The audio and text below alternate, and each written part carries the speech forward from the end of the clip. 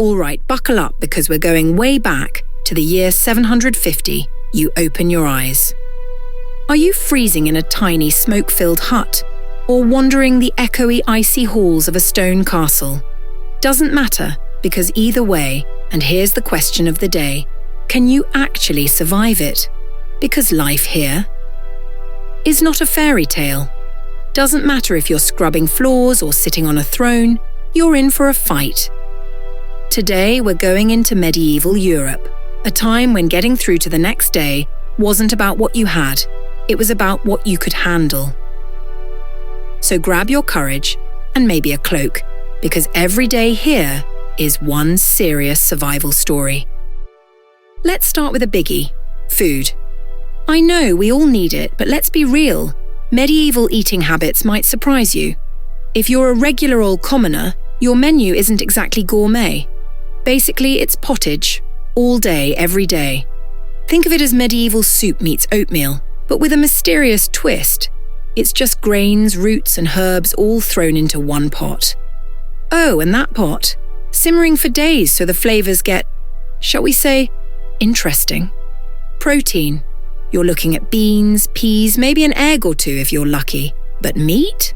That's your dream food, a rare treat.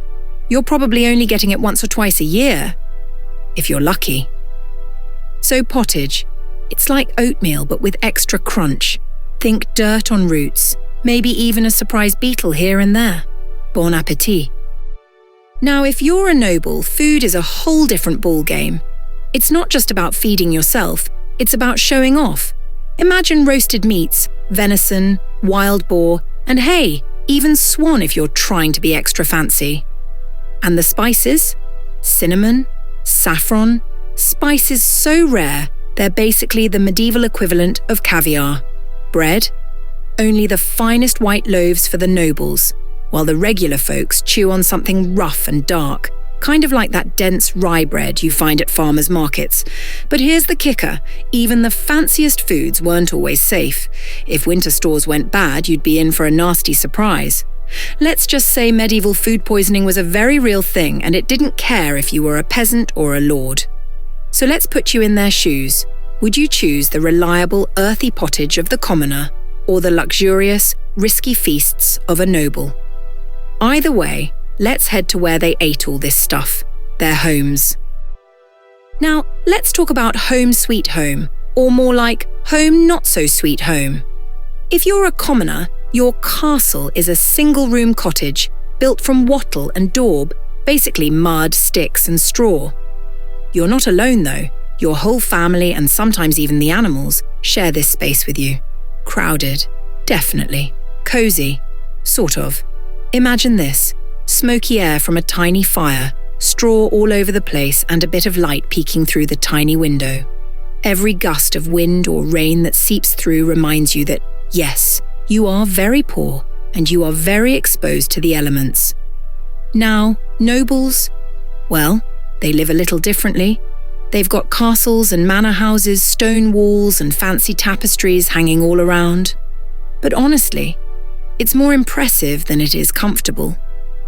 In the winter, those stone walls turn into cold, hard ice blocks. Even with giant fireplaces, you're basically freezing all the time. And rats? Oh yeah, they're here too, scurrying around the bedchamber without a care in the world. It's like living in a giant medieval fridge. Fancy, sure, but absolutely freezing. So, your pick. The cramped warmth of a commoner's cottage or the icy grandeur of a noble's hall? Next, let's talk about the hardest part of medieval life, staying healthy. Staying healthy in the Middle Ages? Now that's a challenge. If you're a commoner, even a tiny cut could turn into a big deal if it got infected. Antibiotics? Nope, didn't exist yet. So people turned to herbal remedies, garlic to fight infection, honey to cover wounds. Kind of like today's natural treatments, except back then, it was all they had. Even so, diseases like dysentery, tuberculosis, and fevers could sweep through villages, taking lives as they went. If you made it to 40, congratulations. You're considered very, very lucky. Now imagine this. Someone you love gets sick, but there's no medicine, no doctors who can really help. All you can do is wait and hope. Yeah, pretty rough.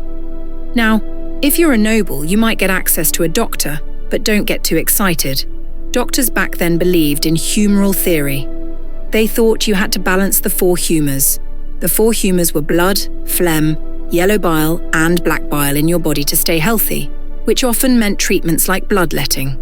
Honestly, the cures were sometimes worse than the illness. And guess what? Plagues didn't care how rich you were either. They swept through castles just as easily as villages. Feeling the weight of medieval life yet? Staying alive was no joke for anyone, noble or commoner. But let's move on to the thing that kept people going back then: family and daily routines. Family was everything in the Middle Ages. If you're a commoner, everyone in the family had a job to do, even the kids. They'd be herding animals, gathering firewood, or helping with chores before they could even spell chores. Their days started before dawn and didn't end until every single task was done. Imagine a 6-year-old kid working with their parents, hands covered in dirt from planting. They know their work means food on the table when winter comes. No time for naps.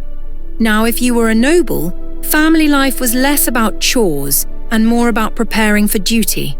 Marriages were planned to make alliances, and kids were raised with their futures in mind. Boys trained in warfare and politics, while girls learned skills for arranged marriages that would keep the family's power strong. Think of it as a medieval job training camp, but without the career fairs.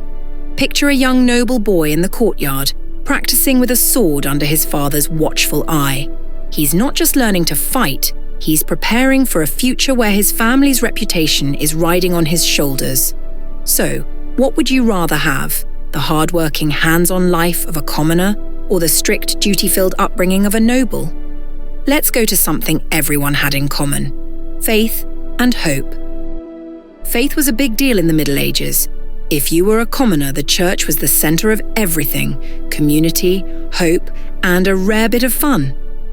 Religious festivals broke up the year with songs, food, and celebration. Believing in a better afterlife made life's struggles a little easier to bear. Imagine getting through all the hard times with the promise that one day things will be better.